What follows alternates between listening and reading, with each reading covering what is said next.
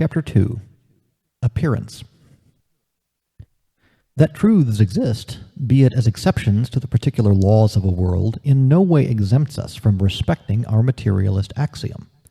Insofar as everything that exists is woven out of bodies and languages, we must be able to explain how truths come to exist as bodies within a given world. We must, in short, be capable of thinking how truths appear. I am a sophisticated Platonist, not a vulgar one. I do not uphold that truths pre-exist in a separate, intelligible place before becoming mundane, and that they are born simply by descending from the heavens above. Certainly, a truth is eternal in that it is never confined to a particular time, such a restriction being hardly tolerable for that which is a prisoner of no world, not even that in which it is born. Any given time is always the time of a world. This, as we have seen, is what misled Marx himself. Sophocles' tragedy touches us not, as he claimed, because of its belonging to a previous bygone age, but rather only inasmuch as its significance is not exhausted by that which materially binds it to its world of appearance. This is why, moreover, the cultural presentation of artworks so in vogue today, with its painstaking reconstitution of context, obsession with history, and relativization of hierarchies of value, is ultimately so deadening. It operates on behalf of our conception of time, the historical and relativistic conception of democratic materialism, against the eternity of truths. Far preferable in this respect is the bric-a-brac of anarchic collections, such as one used to see in small provincial museums, or the vertiginous shock of analogies, the angel of Rem brushing shoulders with a Khmer goddess, of the kind composing Malraux's imaginary museum. Yet the eternity of truths must be compatible with the singularity of their appearance. Descartes famously affirmed God to have created eternal truths. Our paradox is even more radical. Created without any God, out of the particular materials of a world, truths are nonetheless eternal. We must, therefore, rationally account for nothing less than the appearance of eternity in time. Our starting point is, of course, a general doctrine of appearance. In Being and Event, as in my first manifesto, I showed that when there is divested of all the qualitative predicates which make of it a singular thing, or what we will later call an object, and is reduced to its mere being, it may be thought of as a pure multiplicity. This tree that is in front of me will, accordingly, should I strive to subtract first its effective presence in a specific world, its surroundings, the horizon, the other trees, the nearby meadow, etc., and then the entanglement of determinations which make it cohere before me as a tree, the color green, the spread of its branches, the play of light and shadow among its leaves, etc., end up reduced to an infinitely complex multiplicity composed of other multiplicities. No primordial or atomic unity will put a halt to this composition. The tree as such is not made up of tree atoms that would found its qualitative essence. What one comes upon at the end is not the one, but the void. The tree is a particular interweaving of multiplicities which are themselves woven out of the void alone, in accordance with formal generative processes that only mathematics accounts for. Such was the pivotal thesis of the ontology I proposed 20 years ago. Being is a multiplicity plucked from the void, and the theory of being, qua being, is nothing other than mathematics. Which is quite simply to say that ontology, in its etymological sense of a discourse on being, is historically accomplished as a mathematics of multiplicities.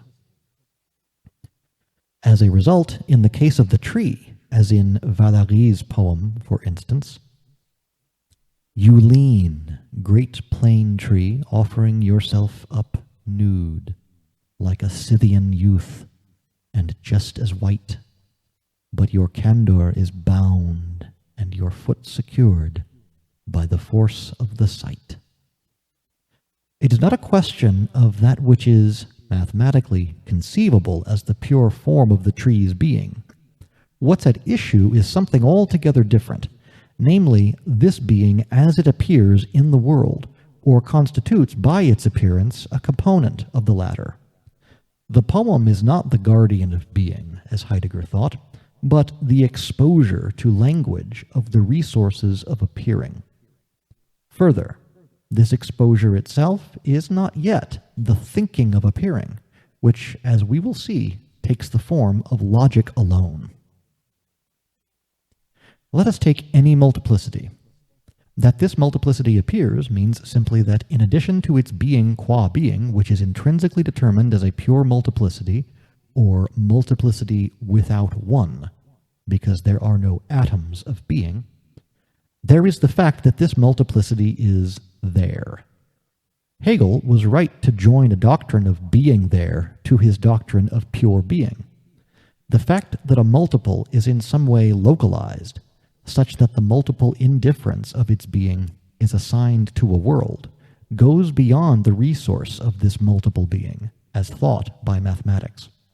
A sort of impetus, topological in essence, prevents the multiple from being merely what it is, since, as what appears, it is there that it has to be what it is.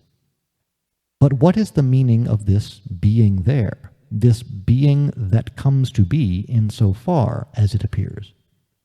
We do not have the means to separate an extension from what occupies it, or a world from the objects of which it is composed. Being qua being is absolutely homogeneous, a mathematically thinkable, pure multiplicity. There is not the localizing being of worlds and the localized being of objects. Nor is there the universe as the absolute place of all there is. It is mathematically demonstrable that the theme of a total multiplicity, or multiplicity of all multiplicities, is incoherent, which means that, being unthinkable, it is equally incapable of giving rise to a being. For Parmenides is right. Being and thinking are the same.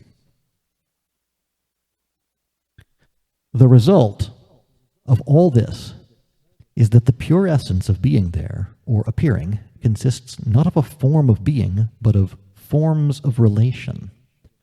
Our plane tree appears as such insofar as its pure being, a multiplicity, is differentiated from the plane tree next to it, the meadow, the red roof of the house, the black crow perched on a branch, etc. But it is also differentiated from itself when it leans in the wind and shakes its foliage as a lion does its mane, thereby modifying its overall aspect, even though it is also still the same, as secured by the force of the sight. The world in which the plane tree appears is, therefore, for each multiplicity that figures within it, the general system of differences and identities that connects it to all the others.